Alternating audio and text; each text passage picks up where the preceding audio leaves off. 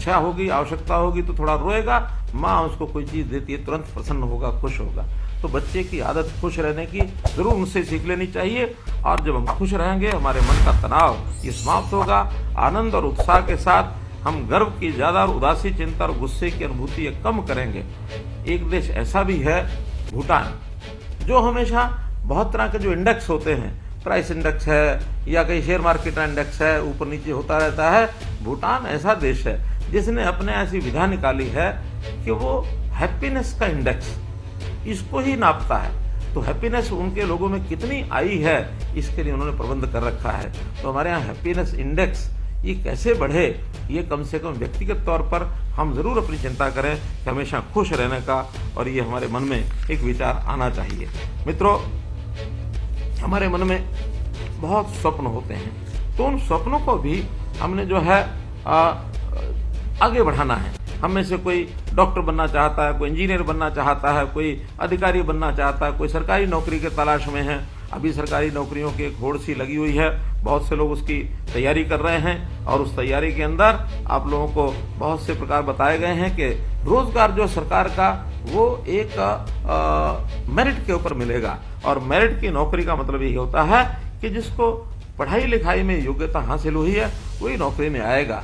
और अगर किसी को नौकरी मिलती है, हमको नहीं मिलती है, तो भी हमको अफसोस नहीं होता, बल्कि एक विश्वास होता है कि मुझे इस बार नहीं मिल रही है तो मैं और बेहतर काम करूं, ताकि बेहतर काम करने के बाद अगली बार जो है वो नौकरी मिल जाए। और हाँ, यदि किसी गलत व्यक्ति को नौकरी मिल जाए तो फिर हमें अफसोस होता है, लेकिन हमने मिशन मेरिट को बनाए रखने के लिए संकल्प लिया है। तो इसलिए आपको हमेशा अपने आप को मेहनत करके आगे बढ़ने की आवश्यकता है। कहीं किसी प्रकार का अफसोस आपको होगा नहीं। पिछले 9 सालों में हमने 1,10,000 युवाओं को और जो मिशन मेरिट के अंतर्गत ये नौकरी दी है, और अभी इस अगले 3-4 महीनों में 60,000 नौकरियां और लाइन में लगी हैं। इसलिए आप लोग हमेशा अपने व्यवसाय के नाते से इस काम में लगे रहें। मित्रों, मेरा एक और कहना आपसे है कि आप लोगों का उत्साह स्वामी विवेकानंद की उस कहावत से मैं जोड़ करके देखता हूँ। स्वामी विवेकानंद ने जो युवा अवस्था में उन्होंने एक नारा दिया था कि जागो, उठो और आगे बढ़ो, तब तक मत रुको जब तक आप अपने जीवन का लक्ष्य प्राप्त न हो और अपनी मंजिल तक आप प्राप्त न पहुंच जाए। तो इसलिए अपने काम करने में इस प्रकार का एक उत्साह बनाए रखें। पंजाबी में कहावत है, थकना नहीं, झकना नहीं, अकड़ा नहीं।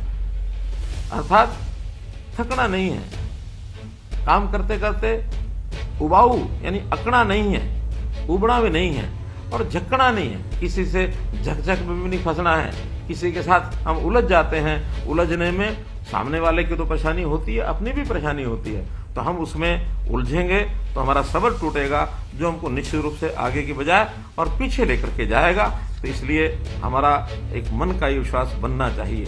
मैं आपके साथ जो इसके बाद 16वीं बात जो आपसे शेयर कर रहा हूं, वो है कि हमारा मन त्यागमय वृत्ति का होना चाहिए। हमें हमेशा कुछ प्राप्त करने की बजाय हमारी जो सामर्थ्य है, हमारी जो ताकत है, उसको किसी को देने के लिए भी तैयार रहना चाहिए। लेने की बजाय देने में आनंद जो आता है उसकी अनुभूति होनी चाहिए। एक मैं पंक्तियां बोलता हूं, उस पंक्तियों पर जरूर विचार करना चाहिए।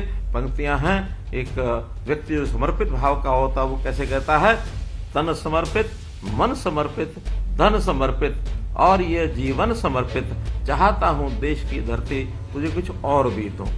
तो इस एक समर्पण के भाव को भी अगर हम लेकर चलेंगे तो युवावस्था में ही, युवावस्था में जिधर अपने आप को जोड़ लेंगे वो दिशा हमारी एक ऐसी दिशा बनेगी जो जीवन में हमेशा हमेशा आनंद देगी।